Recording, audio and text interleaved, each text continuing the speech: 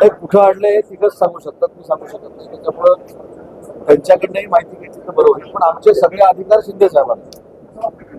ठीक आहे. पालकमंत्री पदासाठीची निश्चिती होत नाहीये.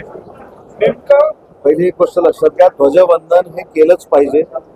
ध्वजवंदन करणारा मंत्री असला पाहिजे. ध्वजवंदनाच्या दिवशी कुठचंही राजकीय अभिनिवेश न ठेवता हे ध्वजवंदन झालं पाहिजे, ही भूमिका सरकारची आहे. त्याच्यामुळं रायगड आणि नाशिकसाठी ध्वजवंदनासाठी जे कोण मंत्री असणार आहेत त्यांची यादी प्रसिद्ध झाली.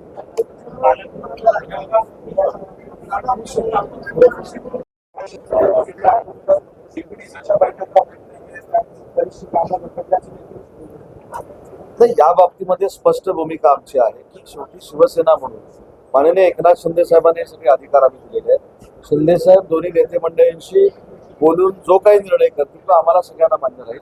परंतु आजची यादी जी प्रसिद्ध झालेली आहे की रायगडची ध्वजवंदनासाठी कोण असेल आणि नाशिकचं ध्वजवंदनासाठी कोण असेल ही ती यादी आहे. नेमकं कुठे आणलंय की नाशिक आणि रायगड यांचं नाव त्या लिस्टमध्ये आहे. नाशिकसाठी गिरीश महाजनांचं नाव होतं. काही दिवसांपूर्वी आपणच भरत शेठ आज जी यादी प्रसिद्ध झाली पालकमंत्र्यांची यादी प्रसिद्ध झाली तर ध्वजारोहण प्रत्येक जिल्ह्यामध्ये कोण कोण कुठे करणार आहे ह्याची यादी प्रसिद्ध झालेली आहे. आणि मागची देखील यादी हीच होती. मागच्या वेळी देखील रायगडला ध्वजवंदनासाठी आदित्य तटकरेंची नेमणूक करण्यात आली होती आणि नाशिकला गिरीश महाजन साहेबांची करण्यात आली होती. याचा अर्थ नाशिकचा पालकमंत्री जाहीर झालाय किंवा रायगडचा पालकमंत्री जाहीर झालाय असं कुठेही वाटून घेण्याची काही आवश्यकता नाही. ही झेंडा वंदनासाठीची यादी आहे.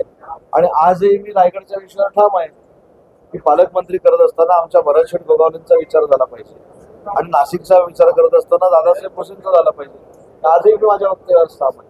परंतु याचे सगळे निर्णय माननीय एकनाथ शिंदे साहेब घेतात. मी मांडलेलं मत एक माझं सहकारी म्हणून मांडलेलं मत आहे. आणि आजची यादी जी आहे ही पालकमंत्र्यांची यादी नसून रायगड आणि नाशिकची यादी ध्वजवंदनासाठी कुठच्या मंत्र्याला नेमलेला आहे त्या मंत्री महोदयांची ती यादी. जवळपास 7-8 महिने उठून गेले. मला उभ्या उभ्या तिथं विचारण्यात आलं निमाच्या कार्यालयाच्या बाहेर बहुतेक आपणच विचारलं की तुम्हाला असं काय वाटतं की नाशिकचं पालकमंत्री कोण व्हावं. त्याच्यावर मी असं म्हटलं की नाशिकचे पालकमंत्री करण्याचे सगळे अधिकार हे शिवसेनेनं एकनाथ शिंदे साहेबांना दिलेले आहेत. तो शिवसेनेचा अधिकार अबाधित आहे. पण माझं वैयक्तिक सहकारी म्हणून जर मत विचाराल तर दादा भुसे पालकमंत्री व्हावे ते माझं मत आहे. आणि परत करेक्ट असं करून सांगितलं. चला.